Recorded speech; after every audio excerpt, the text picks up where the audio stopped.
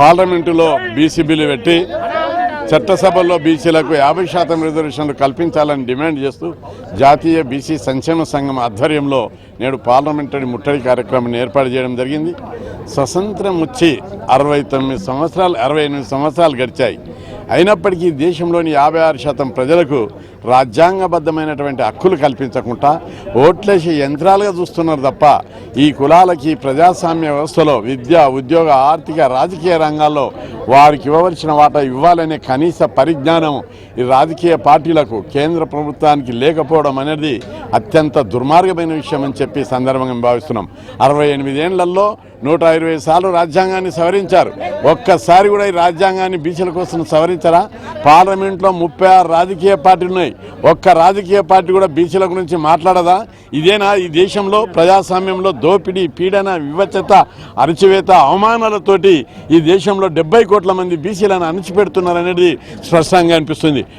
ఎప్పుడైతే పేద కులాలకు రాజ్యాధికారం వస్తుందో ఆ రోజే ఆకలి ఉన్నవానికి ఆకలి విలువ తెలుస్తుంది, పేదవాని కష్టాలు పేదవానికి తెలుస్తాయి. అంతేగాని ఈ గొల్రకు తొడలను కావలబెట్టినట్టు ఈ పేదవాళ్ళ కష్టాలు తీర్చడానికి దొరలకు అప్పచెప్తే ఈ దేశం ఎప్పుడు బాగుపడుతుందని చెప్పి నేను భావిస్తున్నా. అందుకే ఒడ్లకు బియ్యానికి తేడా తెలియనటువంటి వాళ్ళందరూ పార్లమెంటు సభ్యులు అవుతున్నారు.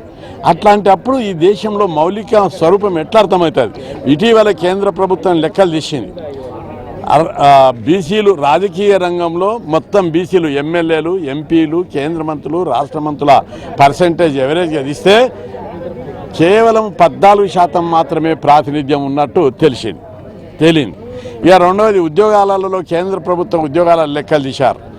కేంద్ర ప్రభుత్వ శాఖల్లో, రచన రంగంలో, అదేవిధంగా రైల్వేలో, ప్రభుత్వ రంగ సంస్థలు అంతా కలిసి 53 లక్షలు ఉంటే బీసీ ఉద్యోగులు కేవలం 3,62,000 మంది మాత్రమే. అంటే 8% కూడా దాటలేదు. అంటే 68 సంవత్సరాల స్వతంత్రం తర్వాత 56% జనాభా ఉన్నటువంటి బీసీలకు రాజకీయ రంగంలో 14%, ఉద్యోగ రంగంలో 8% లేదంటే ఇది నిజమైన ప్రజాస్వామ్య దేశమనా అని చెప్పి అనుమానం కలుగుతుంది. అందుకే 68 ఏళ్ళు బీసీల వాటా అగ్రకులాలు తిన్నాయి, అగ్రకులాల వాటా వాళ్ళు తిన్నారు. మేమేమంటున్నామంటే అగ్రకుల సోదరుల వాటా వాళ్ళకి ఇచ్చేయండి అన్ని రంగాల్లో. బీసీల వాటా ఇప్పుడని ఇవ్వండి. ఇవ్వకపోతే ఈ దేశంలో తిరుగుబాటు వస్తుంది. స్టార్ట్ అయింది ప్రారంభం. మేము బీసీలు అంటే ఓట్లేసే యంత్రాలు అనుకుంటున్నా. అందుకే పార్లమెంట్లో బీసీ బిల్లు పెట్టి చట్టసభలో 50% రిజర్వేషన్లు పెట్టాలి, కేంద్రంలో ప్రత్యేక మంత్రిత్వ శాఖ పెట్టాలి, బీసీ ఉద్యోగులకు ప్రమోషన్లో రిజర్వేషన్లు పెట్టాలి, క్రిమిలేయర్ నిబంధనను పూర్తిగా తొలగించాలి. మరి ఉన్నత న్యాయస్థానంలో హైకోర్టు, సుప్రీంకోర్టు జడ్జీల లోపల ఎస్సీ, ఎస్టీ, బీసీలకు జనాభా ప్రకారం రిజర్వేషన్లు కల్పించాలి. అదేవిధంగా ఇటీవల కాలంలో ప్రైవేట్ రంగం రోజు రోజుకు విస్తరిస్తుంది.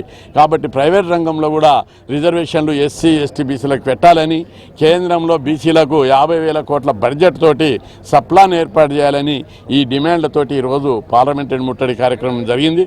అందరి రాజకీయ పార్టీలను కలుస్తాం, అన్ని రాష్ట్రాలు పర్యటిస్తాం. బీసీలకు రావాల్సిన వాటా ఇవ్వకపోతే అన్ని రాజకీయ పార్టీలకు విజ్ఞప్తి చేస్తున్నా, బీసీల డిమాండ్ల మీద, ప్రత్యేకంగా రాజకీయ రిజర్వేషన్ల మీద మీరు అన్ని రాజకీయ పార్టీలు కూడా కేంద్ర ప్రభుత్వానికి లేఖలు రాయాలి. ఎందుకు రాయాలి అని అంటే బీసీలకు విద్య, ఉద్యోగాలు, స్థానిక సంస్థల్లో రిజర్వేషన్లు ఉన్నాయి. ఇది చట్టసభలో, అసెంబ్లీ, పార్లమెంట్లోనే రిజర్వేషన్ లేవు. అందులో పెట్టడానికి అభ్యంతరం ఏమిటిదని చెప్పి నేను ప్రశ్నిస్తున్నా. అదేవిధంగా ఎస్సీ, ఎస్టీలకు, మహిళలకు పెట్టడానికి తహతహలు ఆడుతున్నారు. మరి బీసీలకు పెట్టడానికి నోరెందుకు రావడం లేదని ప్రశ్నిస్తున్నాం.